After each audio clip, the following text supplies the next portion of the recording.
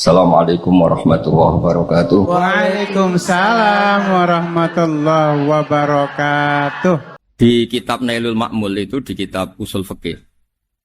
Saya berkali-kali cerita ini karena ini untuk menunjukkan bahwa Quran itu liqaumi ya'qilun, liqaumi yatafakkarun. Ada seorang kiai, seorang ustadz, kiai dulu. Kiai dulu itu emang orang soleh, alim terus jadi kiai. Kalau kiai sekarang tuh macam-macam, nganggur terus ingin jadi kiai. Terus daftar gitu.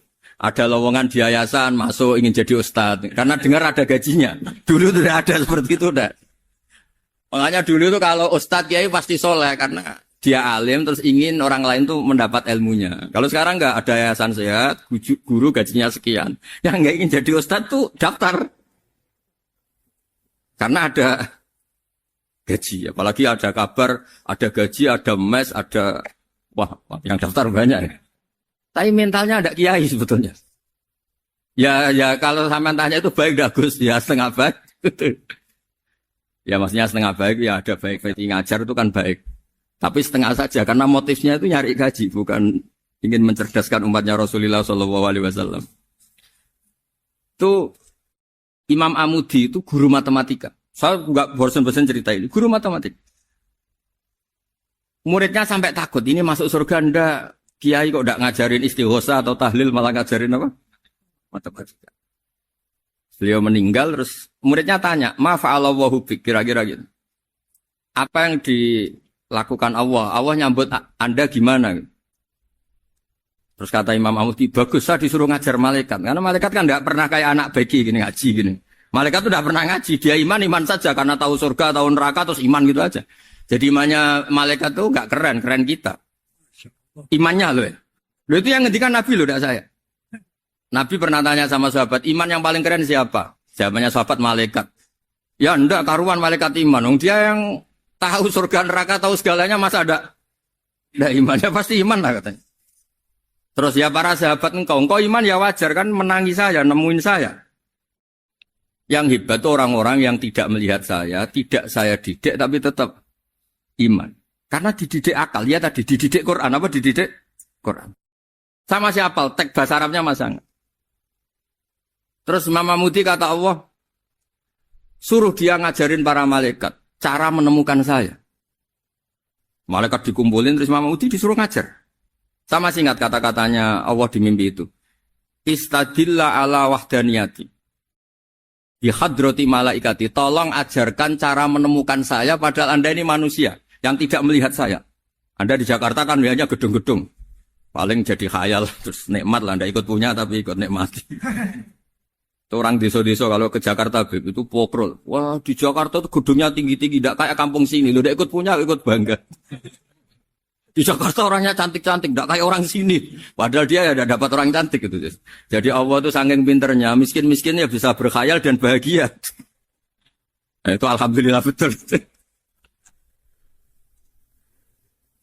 Akhirnya itu apa ini anak-anak begini saya tak niati ngajar standar anak-anak akademik. Terus pertama yang diajarkan hanya bilang gini, sama siapa teknya? Ya malaikat wahi para malaikat. Terus beliau bilang, nisbatus naini wassalasah ila malanihayatalahu nisbatul far'i ilal asli. Angka itu jumlahnya berapapun, 2, 3 sampai triliunan. Semuanya itu nisbatul far'i ilal asli. Binisbat ilal wahid, nisbatul far'i ilal asli. Angka 2 ya cabangnya 1, 3 cabangnya 1, 1 triliun ya cabangnya 1. Tetap yang asal usul adalah angka 1. Itu nangis semua malaikat. Cara Jawa itu mandekman kue iman kaya imanku. Makanya imannya umatur Rasulullah SAW itu PD-nya yakinnya kayak imannya malaikat. Kalau Tuhan itu 1. Karena angka agak bisa dimulai kecuali dengan angka 1. Makanya nisbatus naini wassalasah ila ma la nihayata lahu iku nisbatul far'i ilal asli. Semuanya itu nisbatnya cabang ke induk. Berarti semua alam raya ini tetap asal usulnya 1. Yaitu qul huwallahu ahad. Nah, itu namanya akal. Umatnya Rasulullah itu ditinggali mukjizat akal lewat panduan Quran sehingga meskipun kita tidak menangi Rasulullah, tidak menangi sahabat, kita tidak tahu malaikat Jibril, tapi cara iman kita ini tidak kalah keren. Yakin hakul Yakin. yakin. Terus kedua, gambar. Kamu gambar rumah, gambar hewan, gambar apa saja. Mesti dimulai satu titik. Entah gambar kamu bagus, entah jelek, tetap dimulai satu titik. Nah, titik ini namanya nuktotul wujud. Semua alam raya dimulai dari satu titik, yaitu nuktotil wujud. Makanya Quran dimulai bismillah, dan bismillah itu dipilih sama Allah, pakai pertama ba itu ada titik. Itu kata semua ulama, itu titik itu singkatan dari bi kana makana wa bi yakunu mayakun. Karena saya semuanya ada. Bi itu karena saya. Jadi makanya santri-santri begi, tidak usah bayangkan kamu jadi wali terus bisa terbang ke Mekah, tidak usah. Kalau terbang ke Mekah ya sudah umroh aja bayar. Kalau enggak ya maklaran KBH atau apa. Pokoknya cari gratis. Ya gratis kan ya. Dapat orang 10 gratis. Satu. Terus orang enggak umroh-umroh dirayu-rayu supaya umroh. Repot. Itu pelanggaran fikih itu. Kalau orang punya utang itu wajibnya nyaur utang dulu gitu. Wah repot. Saya itu juga sering bingung di kampung-kampung. Gus sama umroh. Kenapa? Dapat gratisan. Minta uang saja buat nyaur utang. Enggak boleh. Wah, secara fikih yang wajib itu nyaur utang bukan umroh. Enggak boleh Gus diminta uang, enggak boleh, harus umroh.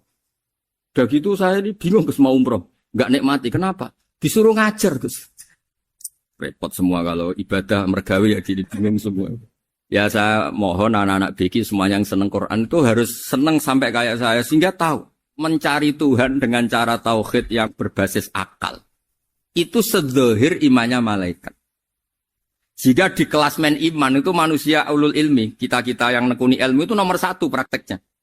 Karena nomor 1 itu Allah karuan kan, syahidah wa, Allah kan gak tertandingi, syahidah wa annahu la ilaha illallah, terus wal malaikatu. Malaikat kan karuan karena langsung menyaksikan surga dan ketiga apa? Wa ulul ilmi. Berarti prakteknya kan nomor 1, kalau kompetitornya semuanya manusia, ulul ilmi nomor berapa? 1 kan? Nah nomor 3 kan dari Allah, malaikat, ulul ilm. Berarti kalau kompetisinya antar manusia nomor berapa? 1 kan? Nah kenapa ulul ilmi di nomor 3 kan tapi dari Allah, malaikat, ulul. Kerennya kayak apa? Karena cara iman ulul ilmi itu enggak ada ragunya sama sekali. Kamu ragu enggak kalau 2 itu cabang dari 1, asalnya 1? Enggak pernah ragu kan? Semua gambar seruat apapun dimulai dari 1 titik. Ragu enggak? Enggak kan? Nah, imannya umatnya Nabi karena dipandu oleh Quran itu seyakin itu, sehakul yakin itu. Nah, itu terus Jubair bin Mut'im jadi iman.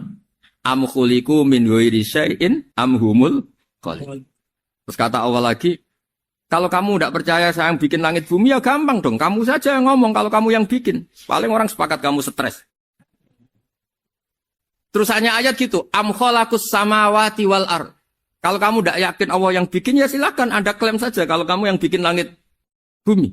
Bala yukinun. Kamu juga gak mau kan dibilang stres.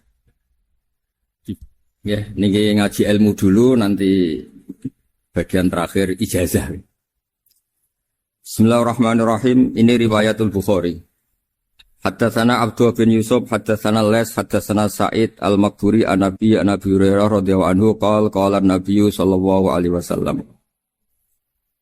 Ma minal anbiya'i nabiyyun illa qad u'tiya minal ayat ma mithluhu amana alaihi al-bashar. Wa inna ma kana alladhi utituhu wahyan awhahu wa ilayya fa arju an akuna aktsarahum tabi'an yaumal qiyamah.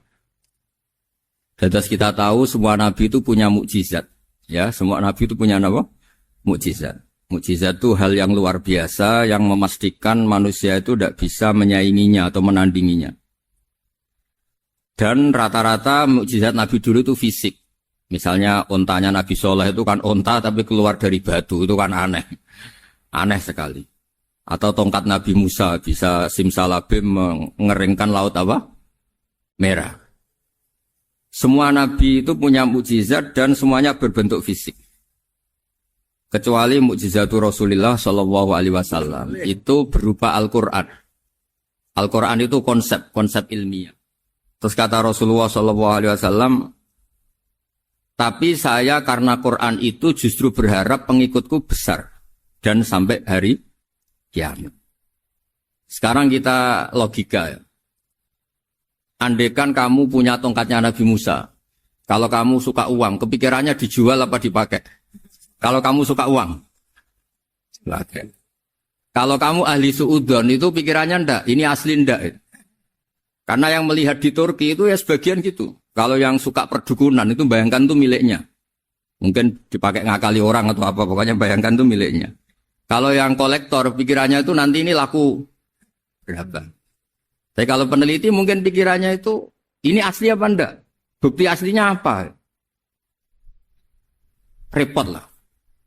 Lagi pula kalau kamu punya utang terus mau apa? Istri kamu marah mau apa? Kalau pakai tongkat. Nah, beda dengan mukjizatnya Quran. Itu semuanya apa? Ilmiah. Orang yang sedang harmonis dengan istri bisa pakai ayat. Di antara ayat-ayat Allah itu apa? Wa ja'ala bainakum mawaddatan warahmah. Nanti kalau ditakdir cerai, saya tidak menyarankan cerai. Kalau ditakdir cerai, itu masih dimotivasi sama Allah. Wa iya tafarraqa yughnillahu kullam min sa'ati. Jika suami istri itu cerai, jangan-jangan suaminya dapat istri lebih baik, istrinya nanti dapat suami lebih baik. Jadi yang masa lalunya dianggap prahara.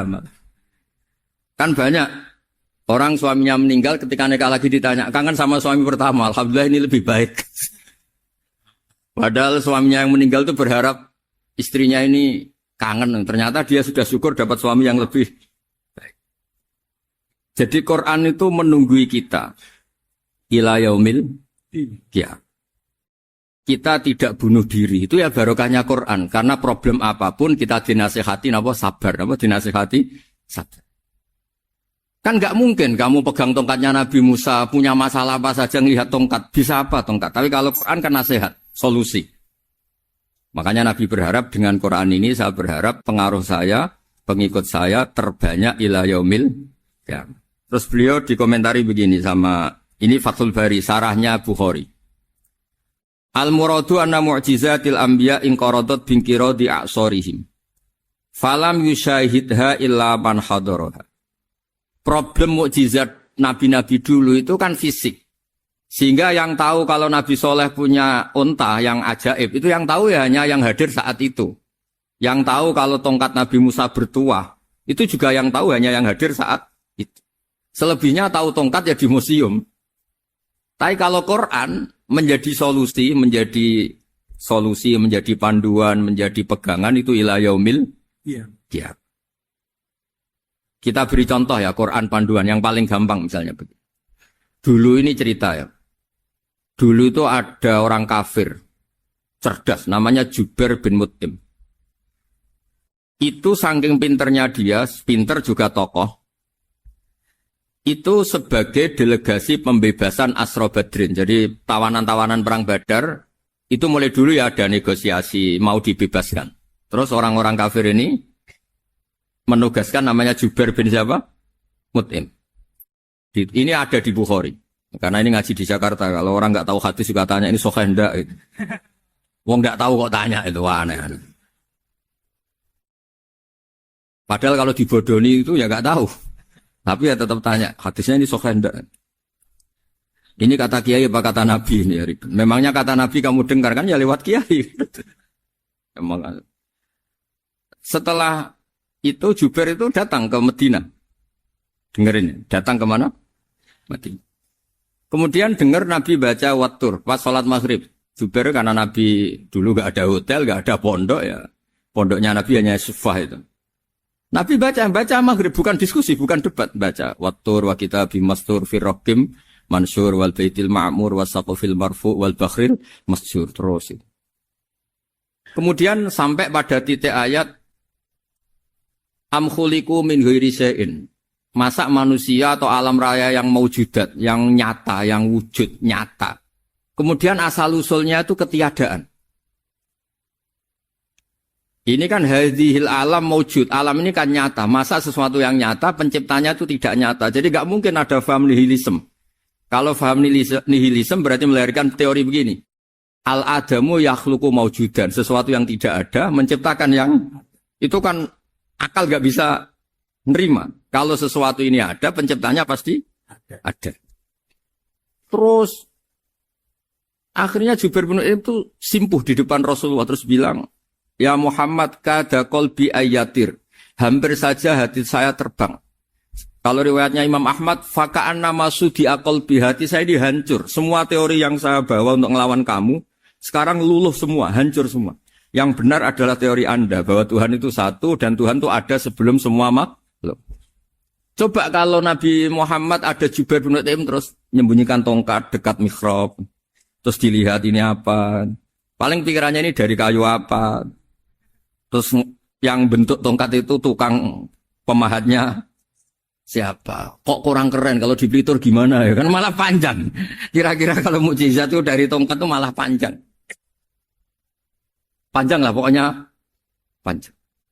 Lagi pula kamu coba kan nggak ngarah mandi. Itu yang mandi kan nabinya, bukan tongkatnya. Coba tongkatnya Nabi Musa coba anak-anak beki itu. Dipakai mukul kucing aja tidak mesti mati itu. Jadi nggak jelas. Mukjizat-mukjizat seperti itu nggak. Tapi kalau Quran menunggui, sampai saking hebatnya Quran, teori rasionalitas, soal kampanye di mana-mana, tingkat validitas, tingkat kebenaran Quran, itu bahkan bisa diuji tanpa membuktikan, tanpa apa? Cukup pakai akal. Ya terus saya teruskan. Fala yamurru terus. Al-murad anna mu'jizatil anbiya in qaradat binqidari a'sam wa mu'jizatul Qur'an mustamirratun ila yaumil qiyamah. Wa kharquhu lil adat fi uslubihi wa balaghatihi wa ikhbarihi bil mawhibat. Terus kata ini yang ngarang Fathul Bari sarahnya Imam Bukhari. Fala yamurru asrun minal a'sar illa wa yadharu fihi syai'un mimma akhbaru bi annahu sayakun yadullu ala sihhati da'wahu. Wa hadza aqwal muhtamilat.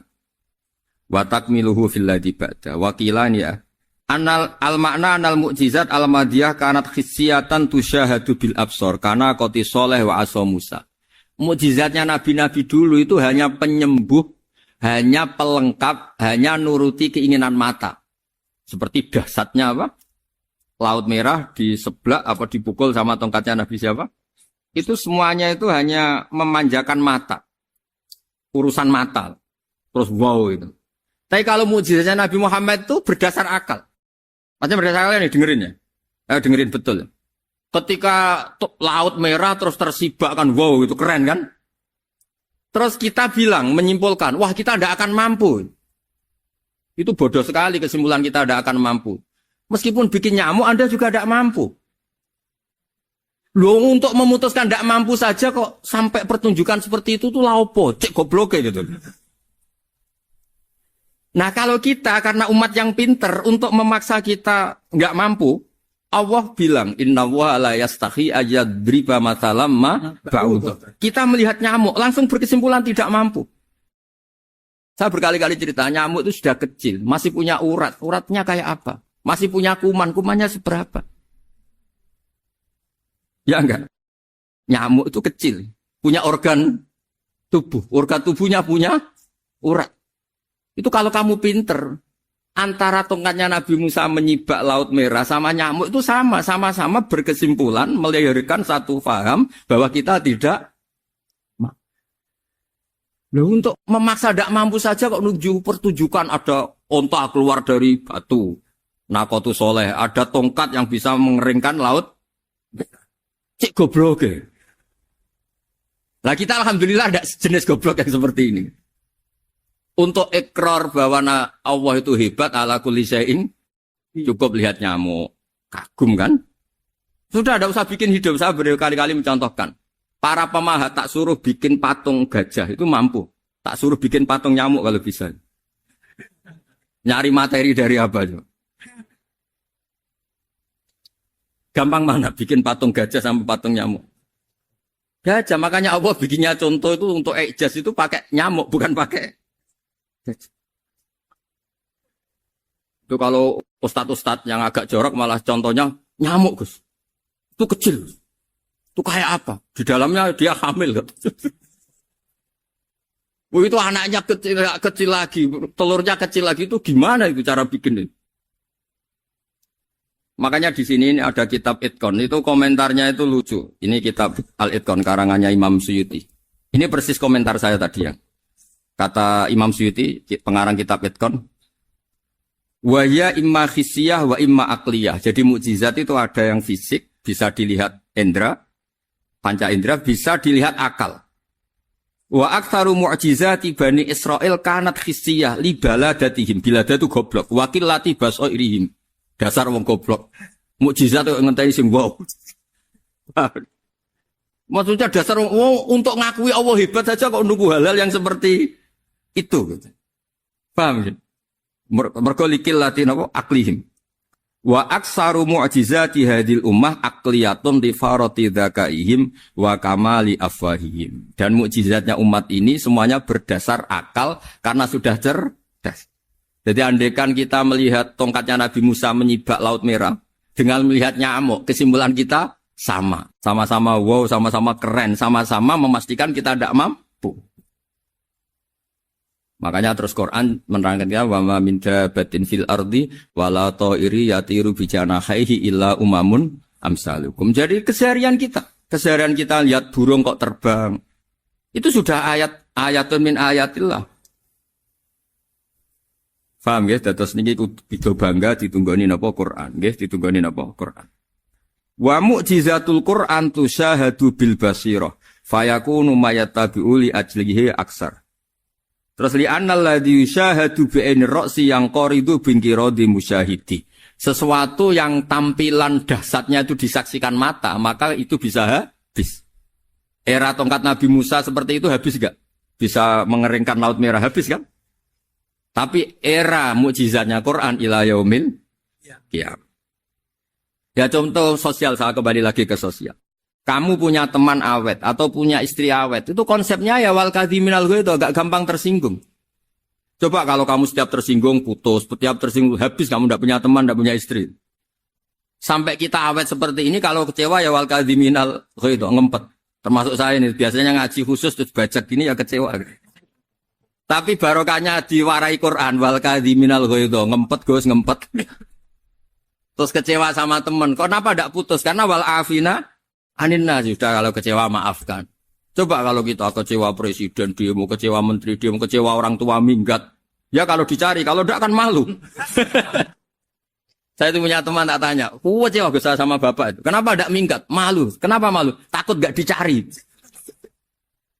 Itu orang tuh paling malu itu kalau keluar dari rumah gak di. Saya punya teman lagi, saya ini takut mati Gus. Kenapa? Takut istri saya tidak nangis Gus.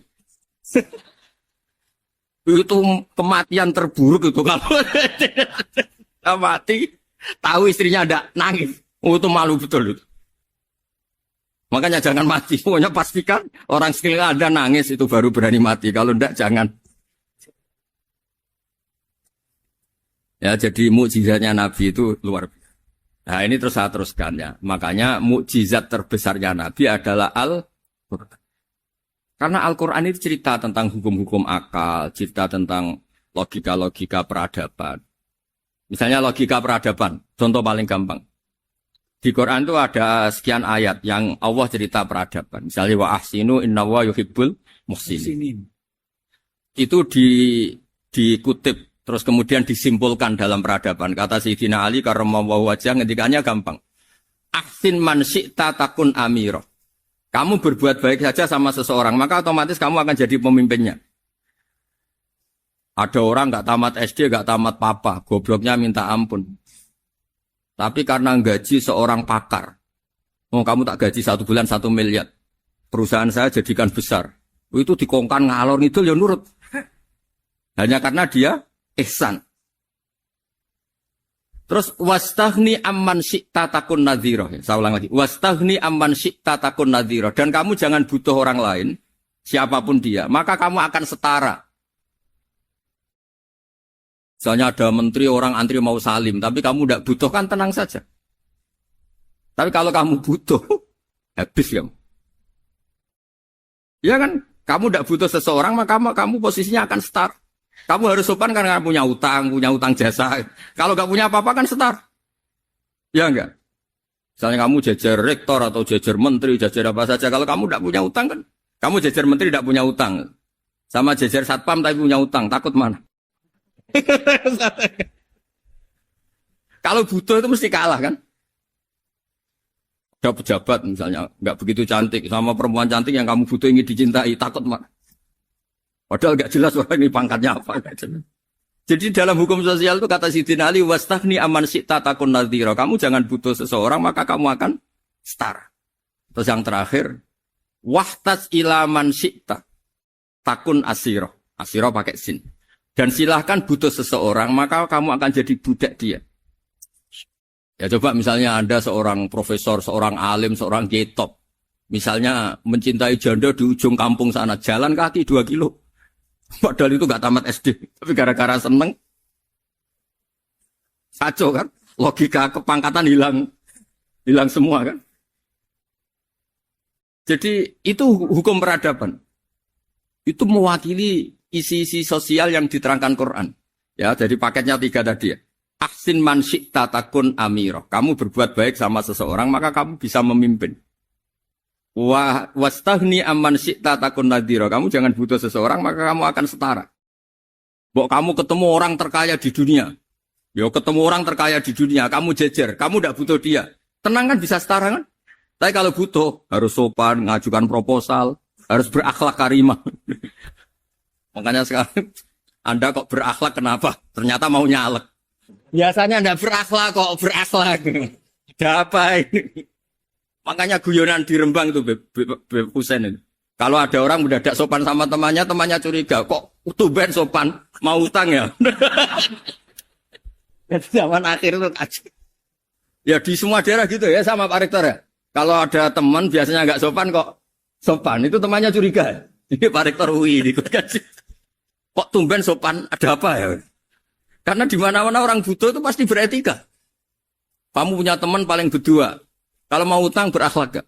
Atau misalnya kamu punya adik cantik terus punya teman berdua. Kalau cinta adik kamu berakhlak gak? Biasanya gak sama sekali gak berakhlak. Gara-gara butuh menjadi berakhlak. Ya jadi hukum sosial itu ya kuncinya 3 tadi.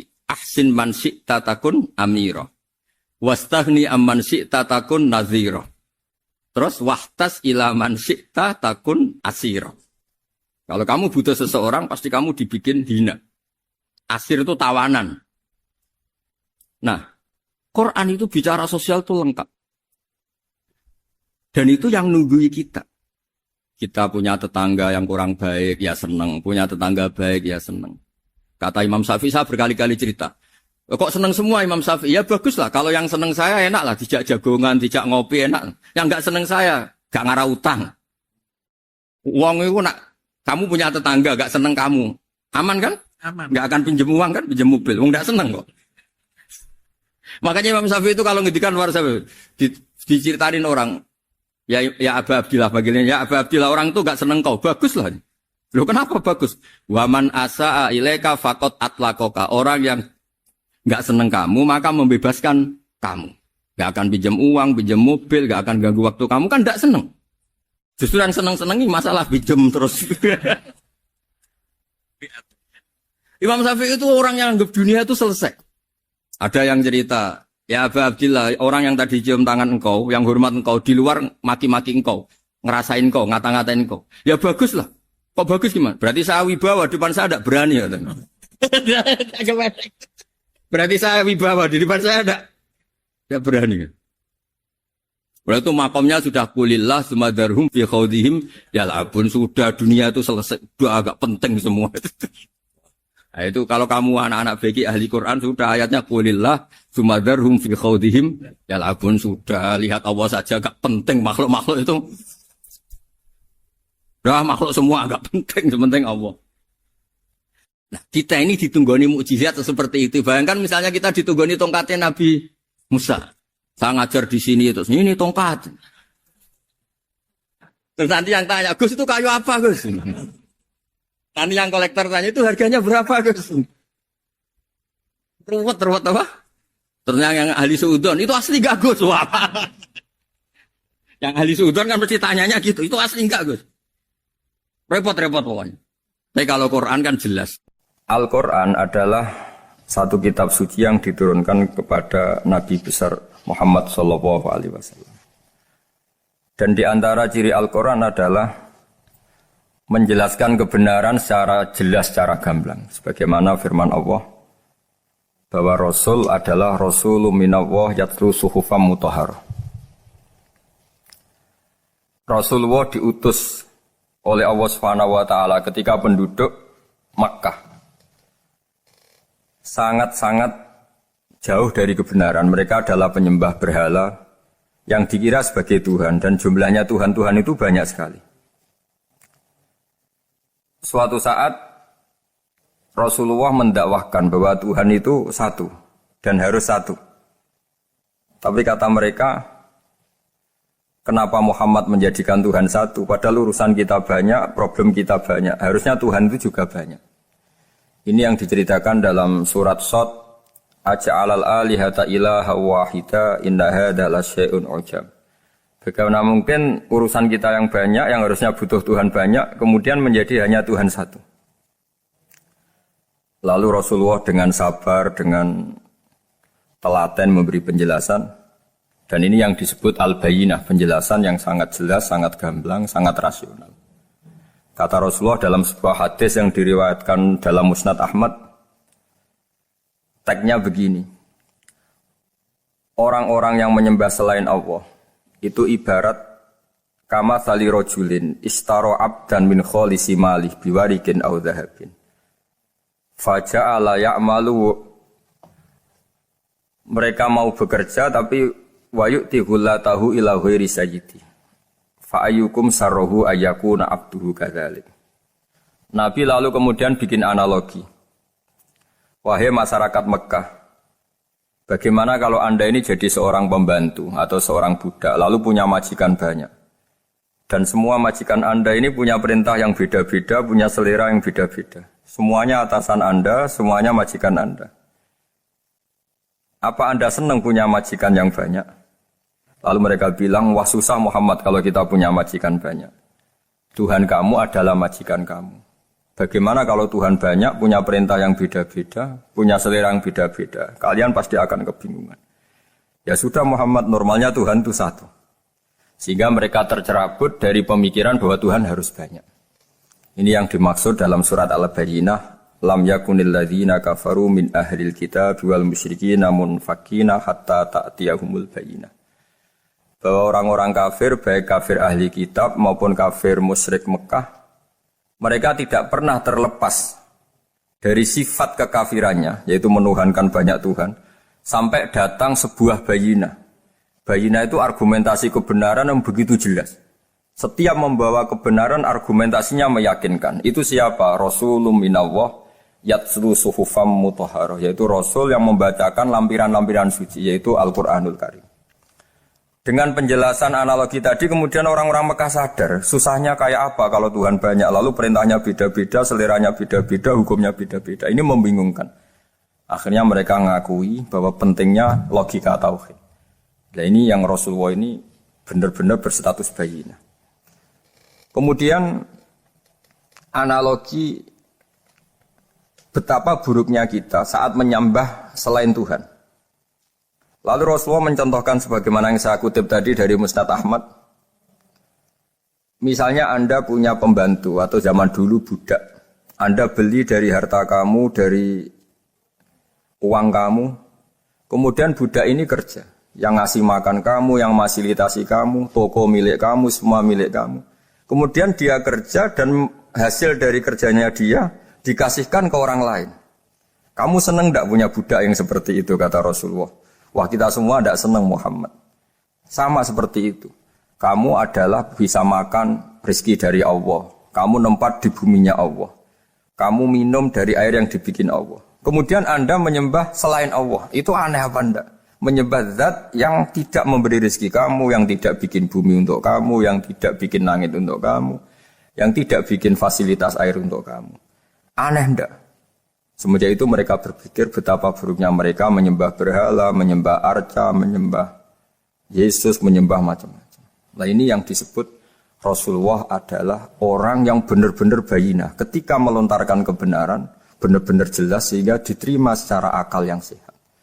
Karena semua akal yang sehat akan menerima agama ini disebut fitratallahi fatarna salih. Bahwa agama ini agama fitrah. Orang yang normal, yang cara berpikir normal pasti menerima agama ini. UII dengan terjemahan ini dan dengan tafsir ini ingin memberi penjelasan simbol-simbol yang ada di beberapa surat. Di antara lagi yang di bab muamalat, betapa Rasulullah itu punya logika yang benar-benar mudah diterima. Dulu orang Arab dalam bab muamalat jual beli biasa menjual kurma masih kecil, masih belum jelas jadi kurma yang baik apa enggak. Kalau istilah orang Jawa masih pentil ini. Kalau bahasa Arab qobla budui solahiha. Calon buahnya itu belum pasti jadi buah. Kemudian masih bunga, masih apa sudah dijual. Dengan transaksi, asumsi, harga, andekan sudah jadi kurma. Kalau dalam Jawa mungkin jual mangga sebelum tua, masih pentil, masih kecil. Lalu kata Rasulullah, kamu jangan melakukan itu. Kenapa ya Rasulullah padahal kita butuh uang? Kata Nabi, Ara'aitum in mana'awahu as-samra fa bima yastakhillu ahadukum mala akhi. Bagaimana kalau buah-buah yang masih kecil itu kemudian berguguran karena satu musim atau karena apa? Lalu kamu mendapat uang itu atas nama apa? Yang dikatakan tijaro adalah muawadoh. Pembeli dapat barang, kamu dapat uang. Lalu kalau barang yang ada enggak menjadi buah yang baik, Anda menerima uang itu atas nama apa? Rasulullah secara haru, secara mengingatkan nurani kita dengan redaksi fabima yastahillu ahadukum mala akhi. Lalu kamu mendapat uang saudara kamu atas nama apa? Kalau atas nama buah, mereka belum mendapat buah. Akhirnya ada kesadaran bersama bahwa sebaiknya kita menjual sesuatu itu yang pembeli ya dapat barangnya, yaitu dalam konteks ini buah yang sudah layak dijual, kita dapat uangnya. Ini lagi-lagi Rasulullah al-Bayyinah sekali memberi penjelasan begitu jelas. Ketiga misalnya di bab jinayat, di bab hukum pidana. Rasulullah kalau bikin logika itu begitu jelas, mudah diterima. Misalnya begini, suatu saat Rasulullah bersabda, Al-qatil wal maktul finnar. Orang yang membunuh dan yang dibunuh sama-sama di neraka. Tentu dalam konteks saling bunuh yang dalam kezaliman. Lalu sahabat janggal. Ya Rasulullah, oke lah kalau pembunuh itu masuk neraka. Ini bagaimana mungkin yang dibunuh pun masuk neraka? Rasulullah dengan jelas, dengan bayinah, dengan hujjah, beliau menjawab, innahu kana harison ala qatli sahibihi. Sebetulnya yang terbunuh pun mentalnya pembunuh, karena dia sangat juga ingin membunuh saudaranya. Nasibnya saja yang menjadikan dia terbunuh. Hanya sahabat tahu, oh ya ternyata maktul dalam konteks duel adalah mentalnya qatil juga. Sehingga karena mentalnya qatil dia tetap di neraka. Meskipun prakteknya dia menjadi maktul yang terbunuh. Nah ini yang dimaksud oleh Allah, bahwa Rasulullah ini bisa menghilangkan tradisi kemusyrikan, bisa menjungkir balikkan, menghancurkan kemusyrikan, karena Rasulullah bisa menjelaskan secara detail hatta ta'tiyahumul bayyinah. Bayyinah adalah Rasulun minallah yatslu suhufam mutahharah. Jadi ini yang insya Allah sebagai kajian kita, bahwa kita butuh sekian penjelasan untuk mengenang dan membuktikan bahwa Rasulullah adalah benar-benar al-bayyinah.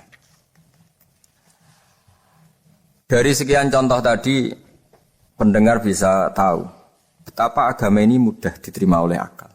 Sehingga di beberapa ayat disebut agama ini liqaumi ya'qilun, liqaumi yatafakkarun. Agama ini bagi kaum yang bisa berpikir, agama ini bagi kaum yang mau berangan-angan. Dulu untuk menghilangkan kemusyrikan dengan logika kafir Mekah bahwa urusan kita banyak, harus Tuhan banyak, itu panjang sekali. Di antaranya ada ayat yang spesifik tentang itu. Daraballahu mathalan rajulan fihi syuraka mutasyakisuna wa rajulan salamal lirajul. Hal yastawiyani masalah. Allah membuat satu perumpamaan, yaitu di surat Daraballahu mathalan rajulan fihi syuraka, di surat Zumar ayat 29. Allah membuat satu perumpamaan bagaimana andaikan Anda jadi seorang pembantu atau asisten, lalu Anda punya majikan banyak yang seleranya beda-beda. Kemudian dibanding misalnya Anda jadi pembantu dengan satu majikan yang akhlaknya baik, komitmennya baik. Anda milih mana? Lalu orang-orang kafir Mekah menjawab, Muhammad tentu kita milih punya majikan satu yang baik. Kalau majikannya banyak kita jadi repot. Lalu mereka kata Rasulullah, ya sudah kalau gitu Tuhan kamu satu saja jangan banyak. Kalau banyak jadi repot. Terus mereka baru tersadar bahwa menuhankan Tuhan banyak itu salah dan resikonya lebih banyak. Ini disebut munfakina hatta ta'tiyahumul bayyinah. Mereka orang-orang musyrik enggak mau tercerabut dari akar kemusyrikannya sampai datang al-bayyinah. Sebuah bukti kebenaran yang begitu jelas, begitu nyata. Siapa kebenaran itu? Rasulun minallah yatslu suhufam mutahharah. Yaitu Rasulnya Allah yang membaca lampiran-lampiran suci. Lampiran-lampiran suci ini dalam bahasa Arab diikutkan wazan isim maf'ul disebut mushaf. Makanya kitab suci ini ditulis di sohifah. Kalau dalam bahasa Arab lampiran itu sohifah, dijamakkan kata jamaknya suhuf. Kemudian ketika dicetak, dijilid disebut mushaf. Sehingga alhamdulillah UII Universitas Islam Indonesia punya mushaf, punya terjemahan, punya tafsir. Ini diharapkan kita sebagai ulama, sebagai dai, sebagai ustadz bisa warasatul anbiya. Karena kata Rasulullah al-ulama warasatul anbiya. Saya kira demikian supaya pemirsa tahu, pendengar tahu bahwa betapa pentingnya menjelaskan secara bayyinah. Ini penting sekali karena sekarang pikiran di dunia itu macam-macam dan kita butuh energi untuk mengungkap lagi intisari-intisari dari sesuatu yang digulirkan atau dibahas Al-Qur'anul Karim. Sehingga Al-Qur'an ini benar-benar jadi ibrah, jadi teladan bagi kita semua. Jangan sampai karena kita lupa mengkaji Al-Quran sehingga hukum-hukum Al-Quran menjadi mandek. Kita harus terus mensosialisasikan supaya Quran ini hidup. Caranya gimana? Masyarakat dirangsang supaya tahu al-bayyinah. Contoh yang terakhir sebelum menutup perjumpaan kali ini, misalnya dulu orang kafir Mekah itu janggal. Karena mereka juga punya kajian bahwa Nabi itu bersyarat harus turunan dari bangsa Israel. Karena semua Nabi itu pasti turunan Nabi Ibrahim. Yaitu Nabi Ibrahim punya anak yang bernama Ishak. Ishak punya anak yang bernama Yakub. Yakub ini yang nanti punya anak Yusuf. Sehingga Yusuf bin Yakub bin Ishak bin Ibrahim. Ketika Nabi-Nabi ini hidup di Palestina, di Yerusalem, itu kayak jadi aturan bahwa Nabi itu harus turunan Bani Israel. Sehingga ketika orang-orang kafir Mekah dari kelompok ahli kitab, ketika Rasulullah Muhammad mendakwahkan diri sebagai Nabi, mereka janggal bagaimana mungkin Nabi dari orang Arab. Nabi itu harusnya orang Yerusalem atau orang Palestina. Kemudian Allah memberi penjelasan, fihi ayatum bayyinatum maqamu Ibrahim, bahwa Muhammad adalah turunan Ibrahim. Bukti nyata adalah di Mekah ada jejak kakinya Nabi Ibrahim. Yaitu yang sekarang kita sebut maqam Ibrahim. Setelah dilacak-lacak ternyata mbah-mbahnya Rasulullah atau nenek moyang atau leluhur Rasulullah bernama Adnan. Adnan ini kata sejarah-sejarah disepakati wa Adnanu bila raibin intadzabil ulumin nasabiyah ila dzabihi Ismaila nisbatuhu wa muntama. Bahwa Adnan ini tertulis secara sejarah lengkap bahwa dia turunan dari Nabi Ismail. Ismail adalah anak dari Nabi Ibrahim. Kemudian makom Ibrahim ini juga dibuktikan sekian sejarah bahwa Ibrahim pernah di situ. Yaitu ketika Hajar, ibu dari Ismail, kesulitan nyari air, lalu lalang lari antara Safa dan Marwah. Kemudian kita kenang sekarang bernama Sa'i. Kemudian dekat Ka'bah ada namanya Hijir Ismail. Karena dulu jadi kamarnya Nabi Ismail. Hijir, hujrah itu kamar atau ruang khusus untuk Nabi Ismail. Sehingga jelas sekali bahwa Ibrahim, Ismail, Hajar pernah hidup di Mekah. Lalu lagi-lagi orang kafir Mekah yang dari kelompok ahli kitab sadar bahwa Muhammad jadi nabi layak karena dia juga turunan dari Ibrahim alaihis salam. Ini yang disebut fi ayatum bayyinatum maqamu Ibrahim, bahwa di kawasan Mekah, kawasan Bakkah atau kawasan Hijaz jelas sekali ada jejak-jejak Nabi Ibrahim. Lagi-lagi ini bayyinah. Nah, bayyinah ini yang bisa menghilangkan sifat kemusyrikan, sifat kekufuran. Karena lewat penjelasan yang panjang ini, Kemudian benar-benar diketahui bahwa Muhammad jadi nabi itu sah karena dari segi dakwahnya benar, perilakunya benar, hujahnya benar. Sekarang dari segi nasab juga benar karena beliau termasuk keturunan dari Nabi Ibrahim alaihissalam lewat jalur Ismail. Ini penting kita ketahui dan perlu kita kaji supaya istilah-istilah di Al-Quran kita tahu. Makanya banyak istilah di Al-Quran misalnya wattaba'tu millata abai, kita ngikuti agama leluhur kami. Di situ disebut ada Ibrahim, ada Ishak, ada Ismail, ada Yakub. Kenapa demikian pendengar? Bahwa karena agama ini butuh tradisi. Dan tradisi ini menjadi komunitas sosial. Sehingga ketika tradisi ini sudah mantap, insya Allah lewat kebenaran agama ini akan menyingkirkan kemusyrikan. Contoh paling mudah begini, Nabi itu melarang orang menyembah batu. Tapi kemudian dalam tradisi Islam sendiri ada orang sholat kemudian sujud. Yang secara zahir sujud itu mencium batu atau mencium masjid tempat kita sujud. Apalagi kita mencium Hajar Aswad.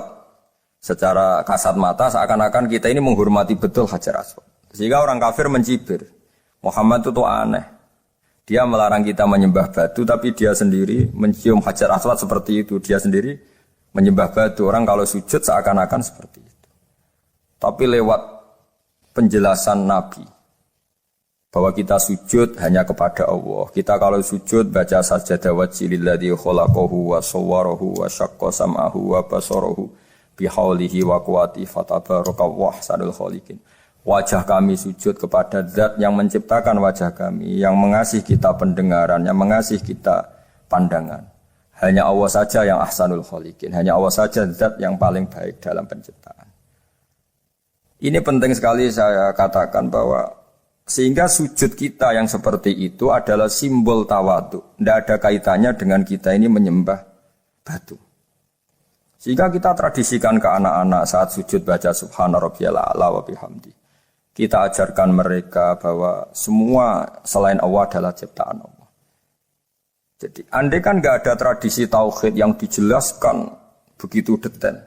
Saat kita haji bilang labbaik Allahumma labbaik, labbaik la syarika lak labbaik. Innal hamda wan ni'mata laka wal mulka la syarika lak. Ya. Setiap kita haji mengitari Hajar Aswad kita bilang nikmat semua dari Allah.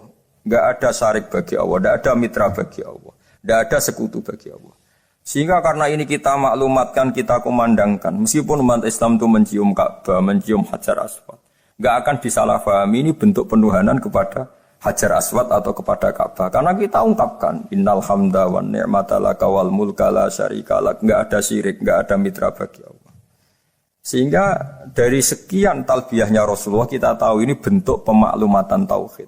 Bahwa tauhid harus dikumandangkan lewat kalimat-kalimat thayyibah, lewat pemikiran-pemikiran logika hujjah bahwa Tuhan pasti satu dan yang jadi Tuhan hanya Allah Subhanahu wa taala. Karena andekan ini tidak dikumandangkan, kemudian ada ritual yang secara lahir kasat mata nyium Hajar Aswad, nanti seperti tuduhannya orang kafir bahwa Islam itu aneh melarang menyembah batu, tapi nyatanya ada ritual mencium batu. Sebab itu tidak menjadi aneh ketika Imam Bukhari termasuk rawi besar, termasuk hadis sahih yang meriwayatkan Sayyidina Umar atau Umar radhiyallahu anhu. Itu setiap mencium Hajar Aswad beliau berkomentar, saya tahu betul kamu hanya batu, la tadurru wa la tanfa, tidak memberi madarat, tidak memberi manfaat. Kalau saja saya tidak melihat Rasulullah mencium kamu, maka saya tidak mau mencium kamu. Dulu di era itu ada momentumnya. Kenapa sih Umar radhiyallahu anhu atau sahabat Umar susah-susah memberi penjelasan seperti itu? Karena dulu masih ada salah paham bahwa mencium batu itu identik dengan misalnya menuhankan batu atau mendewa-dewakan batu. Sehingga Umar berutuh memberi penjelasan. Sayyidina Umar memberi begitu penjelasan detail bahwa kamu hanya batu yang tidak mandoroti, tidak manfaat. Tapi secara tradisi sunnah Rasul kamu dicium, ya saya ikut. Ini penting sekali penjelasan-penjelasan seperti ini, maklumat-maklumat seperti labbaik Allahumma labbaik, sehingga semua ritual Muslim tidak disangka atau tidak disalahfahami sebagai pemuja materi. Lagi-lagi penjelasan yang detail ini disebut al-bayyinah, Rasulun minallah yatslu suhufam mutahharah. Kemudian ayat berikutnya disebut fiha kutubun qayyimah, bahwa dalam kitab suci Al-Qur'an itu banyak aturan-aturan atau catatan-catatan yang begitu lurus, begitu benar. Nah, tentu karena kita ini orang Indonesia yang kalau mengakses langsung bahasa Arab mungkin kita masalah, sehingga alhamdulillah Universitas Islam Indonesia menerbitkan seri terjemah juga seri tafsir, dan sekarang dibantu lewat acara ini kita berusaha atau membantu para pendengar untuk lebih memahami lebih jauh. Sahabat Indonesia yang kami hormati, berikut kita mulai kajian tafsir yang dikeluarkan oleh UII. Mari kita mulai dengan surat Al-Baqarah. Bismillahirrahmanirrahim. Alif Lam Mim. Dzalikal kitabul la raiba fihi hudal lil muttaqin. Di sini diterjemahkan Alif Lam Mim ini termasuk ayat-ayat yang oleh para ulama dianggap mutasyabihat. Artinya kita tidak boleh memaksakan maknanya. Kita cukup iman bahwa itu dari Allah Subhanahu wa taala. Ini termasuk ayat-ayat yang kita percaya bahwa ada makna yang diinginkan Allah, tapi kita tidak perlu menduga-duga apa sepersisnya makna itu. Dzalikal kitabul la raiba fihi, kitab ini tidak ada yang diragukan. Hudal lil muttaqin, petunjuk bagi mereka yang bertakwa. Sahabat Indonesia yang kami cintai, yang kami hormati, muttaqin dari kata kerja ittaqa yattaqi ittiqaan. Maknanya adalah menjaga diri. Ada 3 kelas muttaqin dalam terminologi para ulama, istilah yang dikeluarkan para ulama. 1, muttaqin orang yang menghindari perilaku syirik atau perilaku kekafiran. Sehingga menurut para ulama, apapun faseknya seorang mukmin, apapun kelirunya orang mukmin, misalnya pernah mencuri, pernah korupsi, pernah apa saja, masih dianggap mukmin karena dia masih bertauhid la ilaha illallah Muhammadur Rasulullah. Ini muttaqin yang paling kelas pokok, kelas bawah. Kemudian ada muttaqin kelas kedua, yaitu mereka yang menghindari dosa besar tapi tidak bisa menghindari dosa kecil. Misalnya bisa menghindari dosa zina, tapi dia bisa menghindari dosa melihat perempuan yang bukan mahramnya, yang bukan halal bagi dia. Ketiga muttaqin paling ideal, yaitu menghindari dosa besar, juga menghindari dosa kecil, bahkan menghindari sesuatu yang tidak penting. Ini yang dalam terminologi ulama disebut para wali atau para ulama, yaitu yang dalam ayat ala inna awliya Allahi la khaufun alaihim wa lahum yahzanun. Ini penting kami jelaskan kelas-kelas muttaqin supaya bahwa mukmin tidak pernah keluar dari status iman meskipun dia pernah melakukan satu kesalahan besar. Karena yang dikatakan mukmin adalah siapapun yang meyakini kebenaran risalah Muhammad, risalah yang dibawa Muhammad, berarti dia mukmin. Soal dia melakukan dosa atau apa saja itu menjadikan dia fasik, tapi tidak keluar dari status mukmin. Ini yang dimaksud dalam sebuah hadis, man qala la ilaha illallah dakhalal jannah. Siapapun yang pernah melafadzkan la ilaha illallah iman, maka dia pasti nanti masuk surga. Kemudian ada beberapa pertanyaan dari para sahabat dengan masa lalu orang itu yang macam-macam, Nabi tetap menjawab meskipun dengan masa lalu yang macam-macam. Sebab itu perlu dikaji serius, sebagaimana ada yang ditafsir Sawi bahwa muttaqin itu dari kata kerja ittaqa yattaqi ittiqaan atau ittaqa yattaqi taqwan. Ini maknanya orang yang menjaga diri. Tentu menjaga diri ini ada yang kelas premium, kelas sempurna. Jadi sesuatu apa saja yang bahaya kita jaga, termasuk dosa kecil, melakukan hal yang tidak penting. Ada orang mukmin yang hanya bisa menjaga dari dosa kekafiran, dosa kemusyrikan. Ini pun dengan segala kesalahannya masih ada kemungkinan dimaafkan Allah. Karena Allah pernah berfirman, innallaha la yaghfiru ayyushraka bihi wa yaghfiru ma duna dzalika liman yasha. Allah tidak akan memaafkan dosa syirik, tapi Allah masih bisa memaafkan atau masih berkenan memaafkan dosa di luar syirik. Kemudian yang perlu dimengerti oleh sahabat Indonesia adalah makna la raiba fihi. Ini yang perlu kami ungkap, bahwa Al-Quran ini tidak ada keraguan padanya. Tidak ada keraguan, ini yang mudah kita teliti karena kita orang Indonesia. Mungkin rasa-rasa sastra Arab enggak kental. Mari kita teliti dari segi makna, karena makna ini rasa dan rasa itu universal.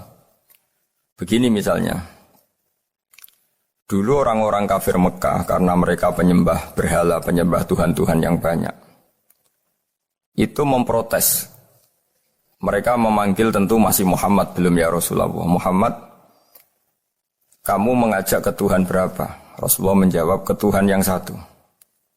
Lalu mereka bertanya, Muhammad, urusan kita ini banyak, problem kita banyak. Tuhan banyak saja tidak bisa menyelesaikan, apalagi satu Tuhan. Ini yang diceritakan dalam sebagian ayat disebut, Aja'alal alihata ilaha wahida inna hadza lasyai'un ujab. Bagaimana mungkin Tuhan itu satu? Harusnya Tuhan itu banyak karena urusan kita banyak.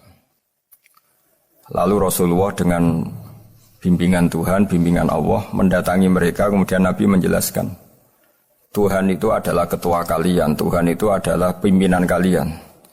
Bagaimana kalau Anda jadi pembantu kemudian punya majikan banyak, punya penguasa banyak, punya tuan banyak, kemudian semua tuan-tuan Anda ini memerintahkan Anda dengan perintah yang beda-beda.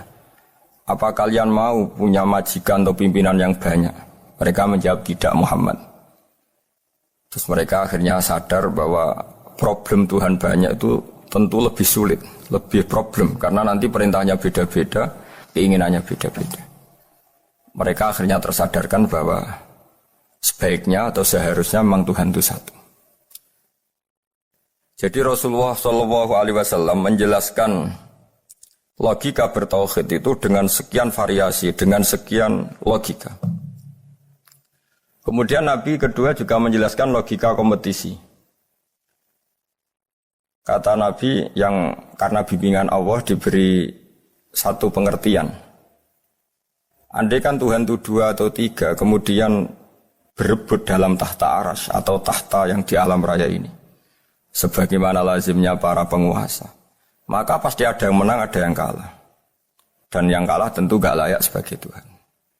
Ini yang disebut wala ala ba'duhum ala ba'd. Tentu kalau Tuhan itu banyak, mereka akan berkompetisi, akan bertarung.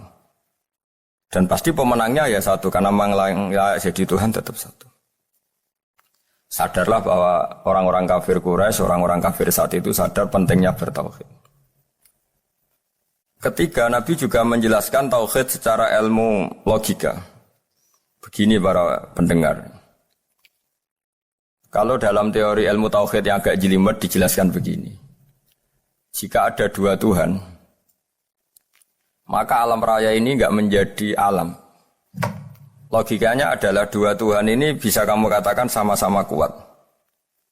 Ketika sama-sama kuat kemudian ingin menciptakan langit. Yang satu ingin menciptakan bumi, yang satu menolak menciptakan bumi misalnya. Atau yang satu ingin menciptakan langit, yang satu menolak ingin menciptakan langit. Kemudian ternyata bumi ini terbukti wujud.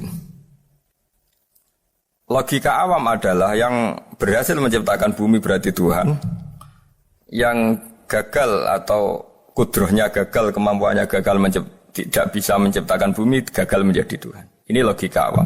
Logika ini pun kita terima. Tapi kalau menurut logika ahli tauhid, ahli pakar-pakar logika, cara berpandangan begini. Ketika Anda mengatakan ada 2 Tuhan yang sama-sama kuat, kemudian terbukti yang satu mampu menciptakan bumi, yang satu tidak. Bahasa Anda mengatakan sama-sama kuat ini sudah batal dari awalnya, karena terbukti bahasa Anda salah, sama-sama kuat ternyata yang satu tidak mampu. Sehingga dalam pikiran orang-orang ahli tauhid mengatakan, membayangkan Tuhan saja itu enggak kebayang, karena turunan kata ini pasti selalu salah. Karena tadi misalnya dikatakan Andai kan ada dua Tuhan, kemudian yang satu mampu menciptakan bumi, yang satu tidak. Padahal Anda tadi bilang sama-sama kuat, ternyata terbukti yang satu tidak kuat. Berarti kata Anda sama-sama kuat ini salah. Ini pula yang diajarkan Rasulullah lewat bimbingan Allah, lewat wahyunya yang disebut Lau kana fihi ma alihatun illallahu la fasadata. Karena kalau ada dua Tuhan, pasti kamu sifati sama-sama kuat. Ternyata sifat sama-sama kuat ini batal demi hukum, karena ternyata yang satu tidak mampu menciptakan bumi.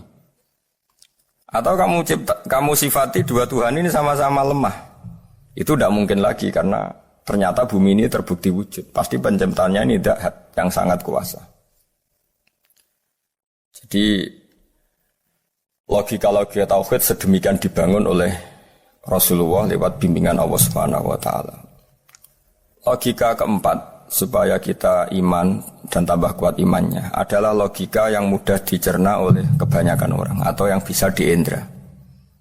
Begini misalnya dalam sebuah ayat di surat Al-Kahfi, kemudian di awal surat Al-Ahqaf, kemudian di sebagian surat At-Tur, ada penjelasan begini. Ketika Rasulullah mengajak manusia menyembah Allah, kemudian orang-orang kafir tanya, lalu Tuhan kamu siapa Muhammad? Tuhan saya adalah Allah menciptakan langit bumi. Terus mereka berandai-andai, ada Lata, ada Uzza, ada Manat, ada Hubal. Itu Tuhan-Tuhan kami. Terus Rasulullah bertanya, apakah Tuhan-Tuhan yang kamu sembah itu memberi kontribusi saat langit dan bumi diciptakan? Mereka menjawab, tidak Muhammad, itu Tuhan-Tuhan yang kami bikin. Begitu juga asumsi tentang Tuhan-Tuhan yang lain. Apakah Isa ikut menciptakan bumi atau menciptakan langit? Tentu jawabannya tidak. Karena Isa lahir di bumi, orang tahu tanggal lahirnya, tahu tahunnya, dan sebelum ada Isa juga sudah ada bumi. Sehingga untuk menetapkan tauhid, berkali-kali Quran tanya, Amman khalaqas samawati wal ardu, siapa sih yang menciptakan langit bumi? Siapa sih yang menurunkan air dari langit? Siapa yang mengatur ini, itu, ini, itu? Akhirnya mereka menjawab, itu semua Allah Muhammad. Begitu juga kemungkinan setan, misalnya setan itu fisik atau makhluk atau apa saja yang tidak kita lihat. Kemudian setan itu lewat rayuannya, lewat tipu dayanya ingin disembah.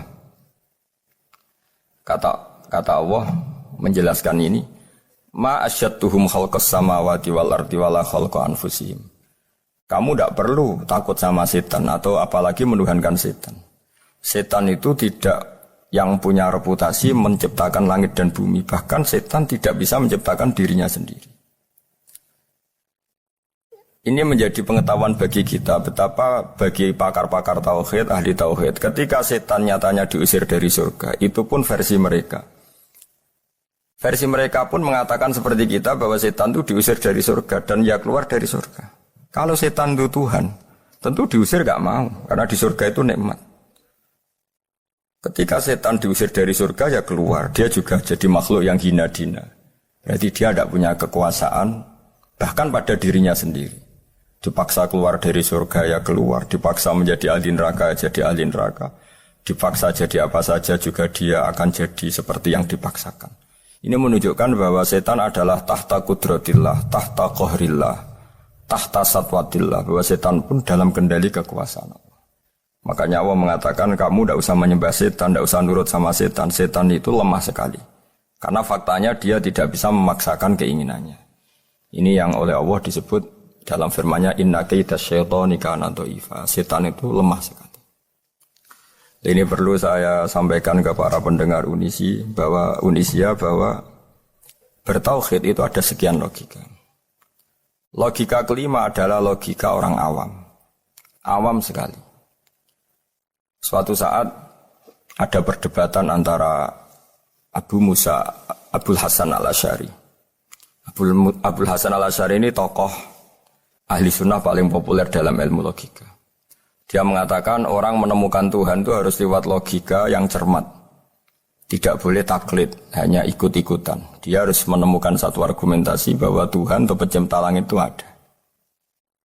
Kemudian ada satu problem di mana orang-orang kampung atau orang-orang yang lugu atau orang-orang awam itu tidak bisa ilmu logika, ilmu mantek kalau dalam bahasa pesantren.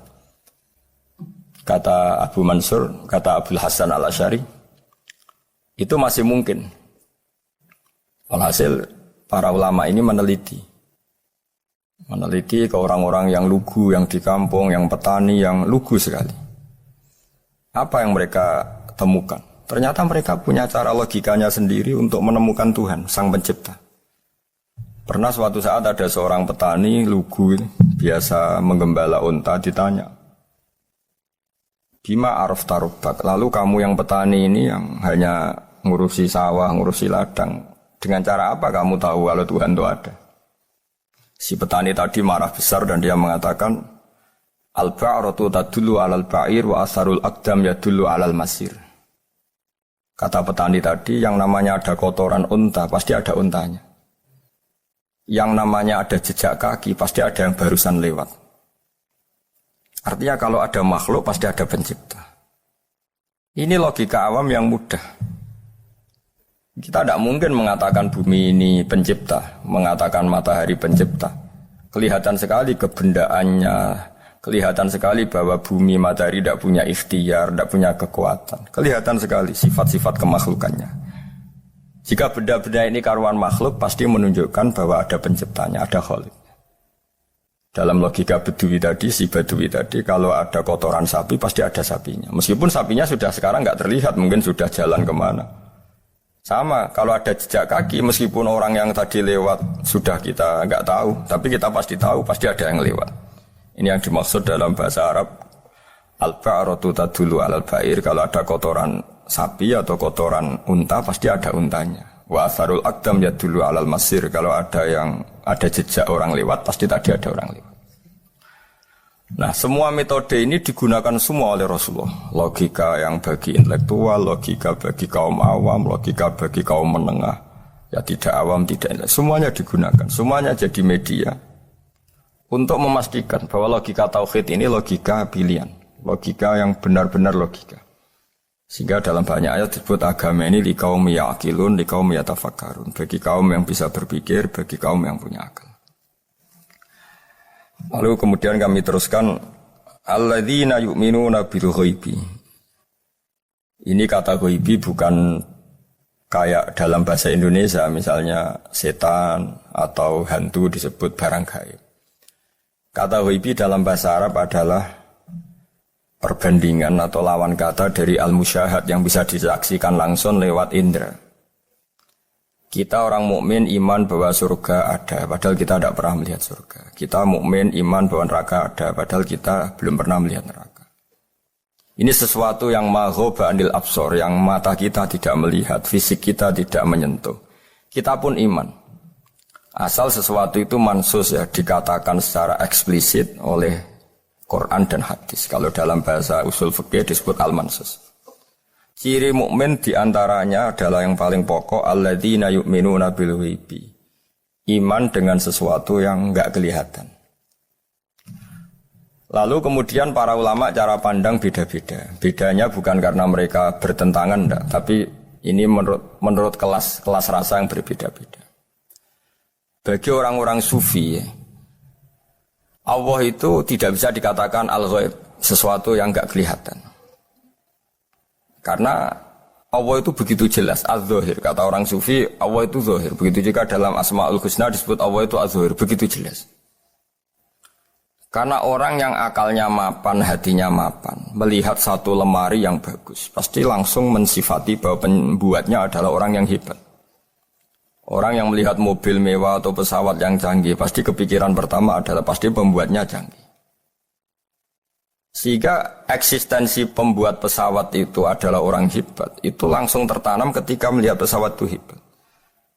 Bagaimana mungkin seseorang ragu akan kehebatan pembuat pesawat ketika melihat detail-detail pesawat? Pasti langsung kepikiran kalau pembuatnya itu hebat.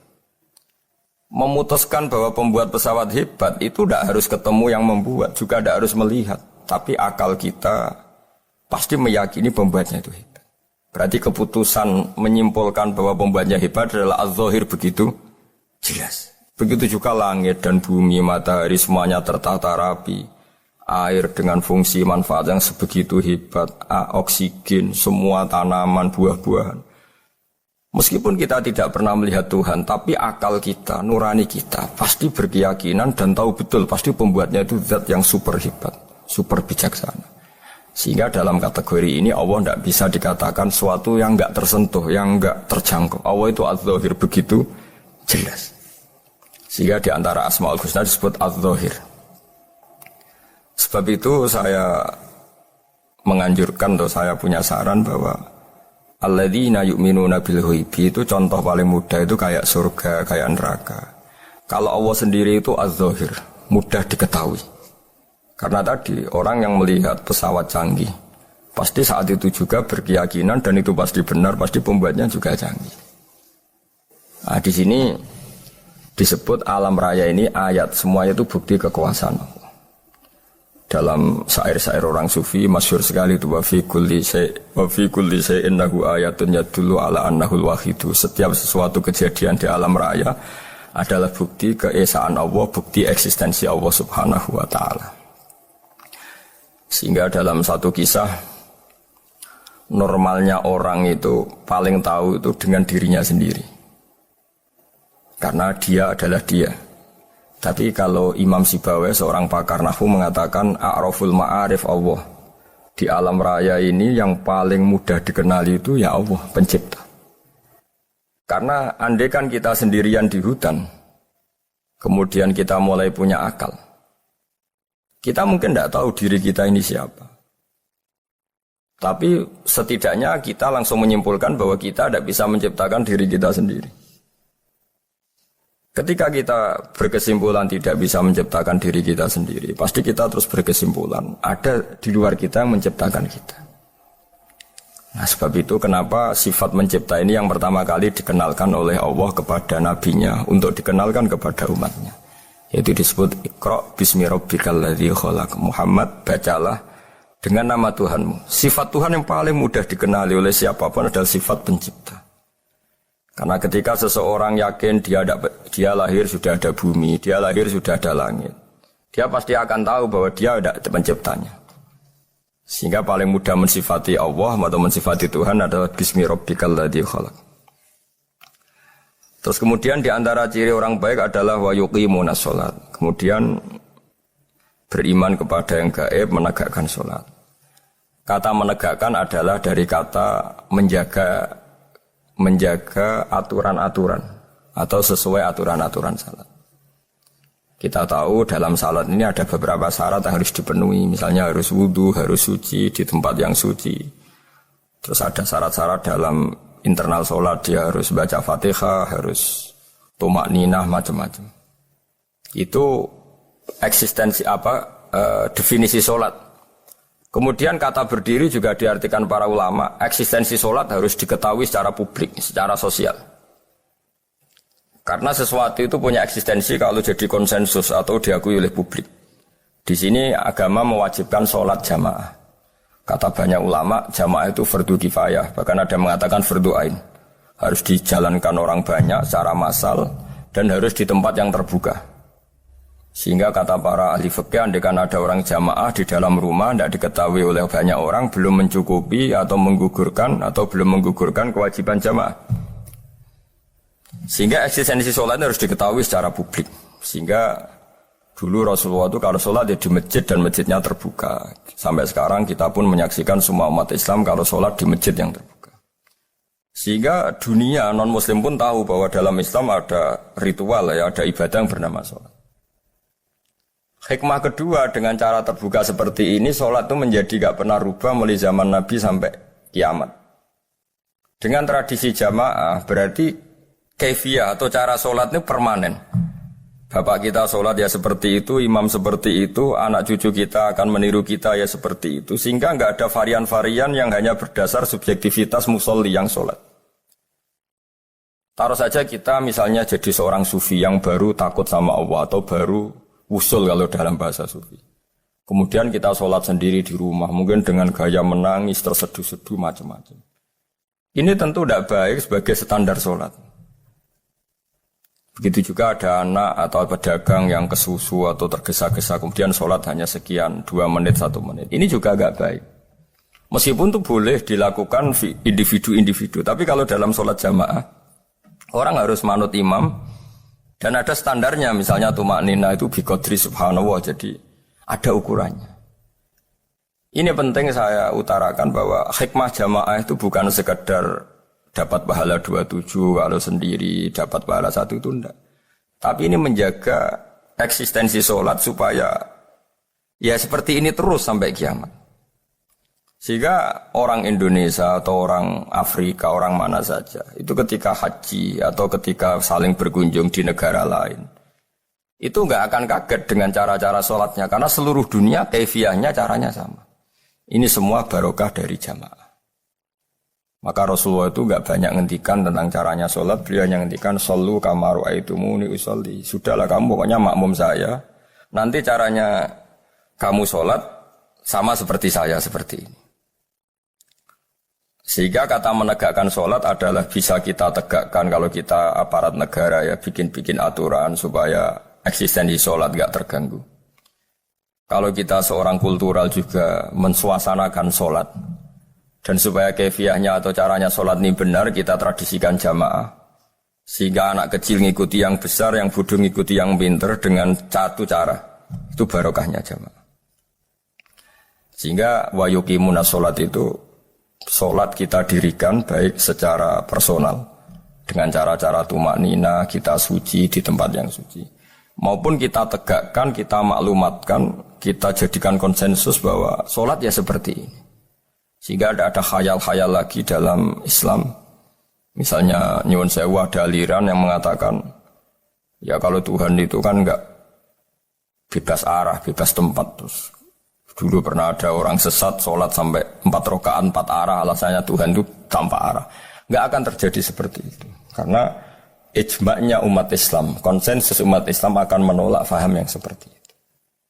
Jadi saya mohon sekali ini pentingnya jamaah. Dengan jamaah maka caranya sholat, cara meyakini madhab kiblat dan sebagainya terjaga ila yaumil qiyamah sampai hari kiamat. Terus sifatnya orang mukmin lagi wa mimma razaqnahum yunfikun, dan menafkahkan sebagian rezeki yang kami berikan.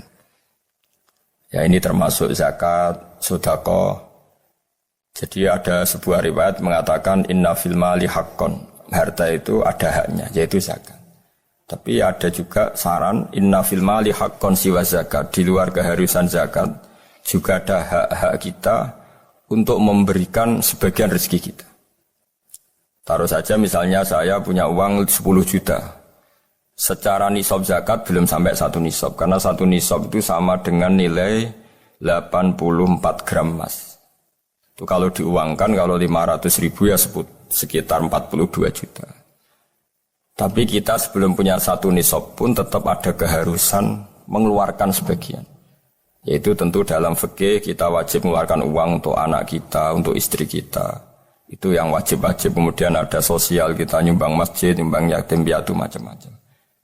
Sehingga kata para ulama, ciri utama mukmin diantaranya adalah melakukan zakat, baik zakat yang fardu maupun zakat yang sunat. Karena kata zakat itu dimaknai fardu sebetulnya definisi para ahli fikih untuk membedakan zakat yang wajib dengan sedekah. Tapi sebetulnya zaman dulu enggak ada seperti itu. Zakat itu maknanya membersihkan harta. Sedekah dari kata sedekah bukti benarnya iman. Jadi sedekah dari kata dari kosakata sedekah yasduqu sidqan, sesuatu yang membuktikan kita loyal itu disebut sedekah. Kita nikah mas kawin di bahasa Arab kan sodak, dari kata sodako juga. Kita bukti iman, loyal, kita sodako. Bukti bahwa kita teman akrab disebut siddiq atau sodik. Kalau dalam bahasa Arab teman namanya juga sodik, karena cara bertemanan secara benar, secara loyal. Sehingga wa mimma razaqnahum yunfikun ini ya memasukkan zakat yang dalam terminologi fikih, yaitu zakat yang zakat al-wajibah, atau zakat yang dengan makna lughat, yaitu ya artinya asal membersihkan harta kita, entah lewat zakat, sedekah, hadiah kepada orang-orang yang kita hormati, semuanya juga masuk dalam definisi zakat atau wa mimma razaqnahum yunfikun. Kemudian sifat terakhir dari orang muttaqin adalah walladzina yu'minuna bima unzila ilaika wa ma unzila min qablika bil akhirati hum yuqinun ulaika ala hudam mir rabbihim wa ulaika humul muflihun. Di sini diterjemah mereka yang beriman kepada kitab yang kami turunkan kepadamu dan yang diturunkan sebelum kamu. Ini kata yang diturunkan sebelum kamu penting sekali karena ciri utama Nabi adalah dia tidak pernah beda dengan nabi sebelumnya. Karena kebenaran tauhid pasti tunggal. Nabi-nabi dulu pasti mengajarkan tauhid, hanya menyembah Allah.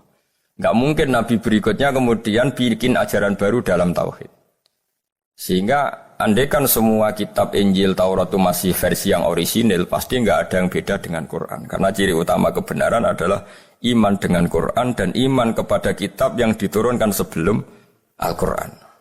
Wabil akhiratihum yuqinun, mereka juga yakin akan datangnya hari akhir. Itu bisa disebut yaumul ba'ats. Terus ketika semua kriteria itu terpenuhi, baru ulaika ala hudam mir rabbihim wa ulaika humul muflihun. Mereka itulah yang berada pada petunjuk Allah dan merekalah orang-orang yang berbahagia. Para pendengar sahabat Indonesia, semoga kajian ini bermanfaat. Dan ini mulai ayat 1 sampai 5 dalam surat Al-Baqarah, yaitu surat yang dalam tartibnya mushaf nomor 2 setelah Fatihah. Jadi kalau dalam ulumul Quran disebut ada surat yang berdasar nuzulul Quran, yaitu surat Iqra, kemudian Muddatsir.